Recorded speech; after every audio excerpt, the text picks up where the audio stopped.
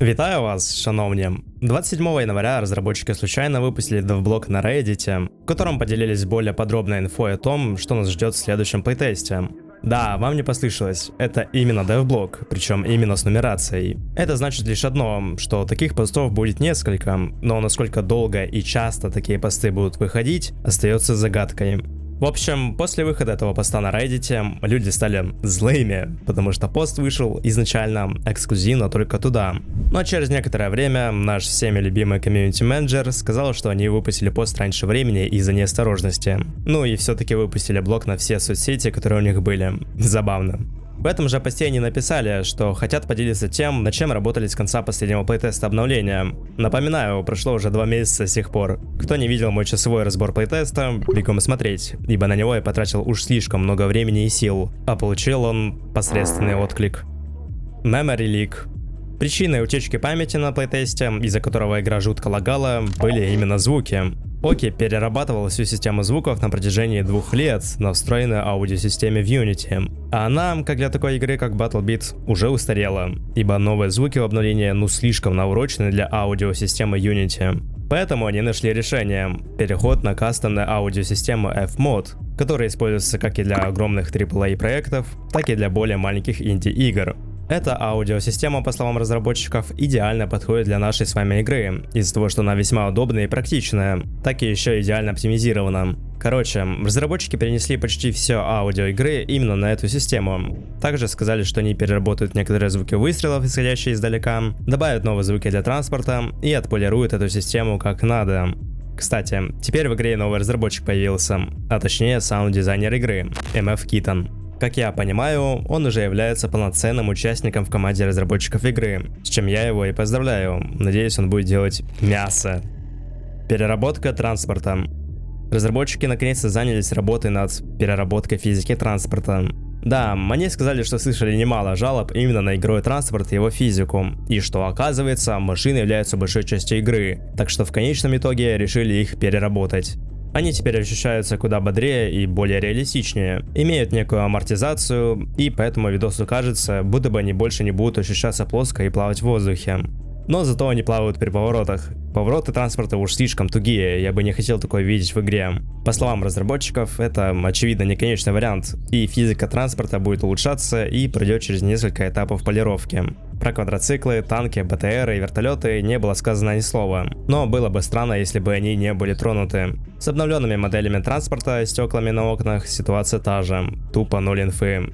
На видосе причем видно такую забавную джигл-физику на антенне, в текущей игре она вроде как не двигается. Ну и обмотки рук на всех персонажей добавили. Я об этом говорил в прошлом видео, кто его еще не смотрел, конечно. Все про то, что мы тут с вами обсуждаем, будет уже на следующем плейтесте. И разработчики с нетерпением ждут, пока мы им дадим свой фидбэк насчет новых изменений в игре. Рикошеты. Пока разрабы переделывали трассера в игре, они нашли любопытную возможность добавить рикошеты в игру. Они не влияют на оптимизацию и являются чисто визуальным эффектом, то есть никак не будут наносить урон. У каждой поверхности будет свой шанс на рикошет пуль. У земли шанс рикошета будет нулевой, а у стали максимальный. В целом нововведение забавное, однако я уверен, что эти рикошетики будут нехило так запутывать игрока, ибо выглядят они как и обычные пули. Я бы им точно цвет поменял немного. Ну и хотелось бы прострелы видеть в BattleBit. В заключение, они сказали, что все еще фиксят ошибки, которые обнаружили в билде игры, и исправляют некоторые штуки, на которые жаловались игроки. Они усердно работают для проведения дальнейшего плейтеста производительности, в котором откроют лишь один сервер для теста. Спасибо всем, что остаетесь с нами, мы с нетерпением ждем, пока вам в руки попадет что-то играбельное. Пост о прогрессе над плейтестом спустя 1,5 месяца — это мощно, даже очень. В целом я не понимаю, почему они добавляют в игру хоть и маленькие, но все-таки нововведения, учитывая, что игроки все еще ждут и ждут новых плейтестов. И было бы очевидно направить все силы на проблему BattleBit 3.0, а не добавлять в игру что-то новое. Ну ладно, физика транспорта, она действительно неиграбельна на данный момент, и хорошо, что ей занялись. Но рикошеты, не знаю даже, будто бы это пустая трата времени. И ладно, если бы Окич, например, занимался звуками с новым разработчиком, а Джилгерс физику транспорта делал, тогда у меня вопросов бы и не было. Но я почти уверен, что ответственность на добавление новых фишек в игру несет именно Оки, а остальные программисты занимаются более техническими делами, типа как оптимизация и исправление маленьких багов в ходе игры. Если это правда, то оно и неудивительно, почему мы все еще плейтест не видим. Я просто надеюсь, что в крайности эти изменения не уйдут, и мы не будем ждать выхода обновления еще дольше, чем оно должно было быть. Нововведения это круто, но давайте их лучше оставим для будущих обнов игры. И будем добавлять лишь то, что необходимо игре, и то, что просят игроки для улучшения самой операции переработки.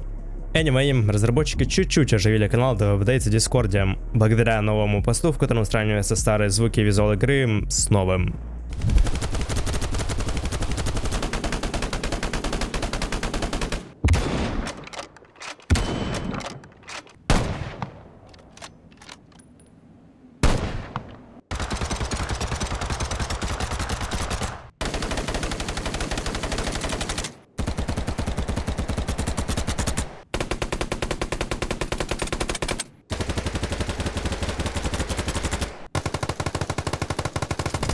Я думаю, вы уже и сами поняли, что на этих футажах не так.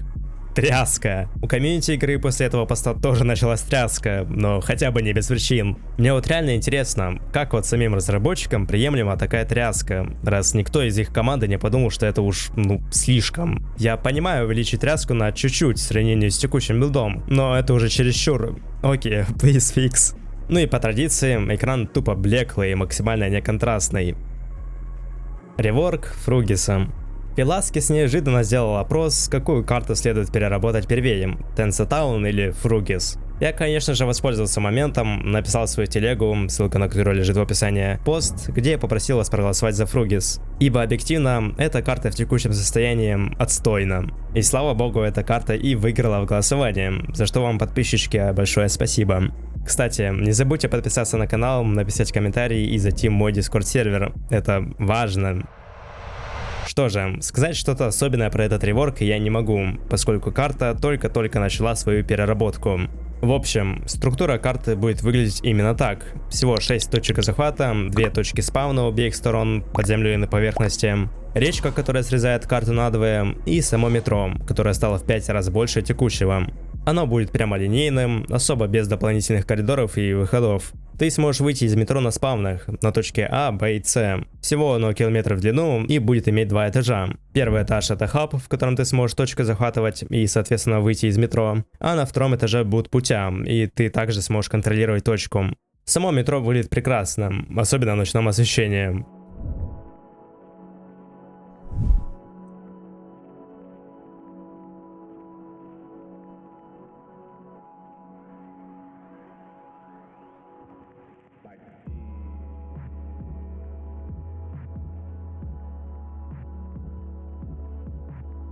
Правда, текстуры кирпичей будто из Blackstrike взяли, ну да ладно.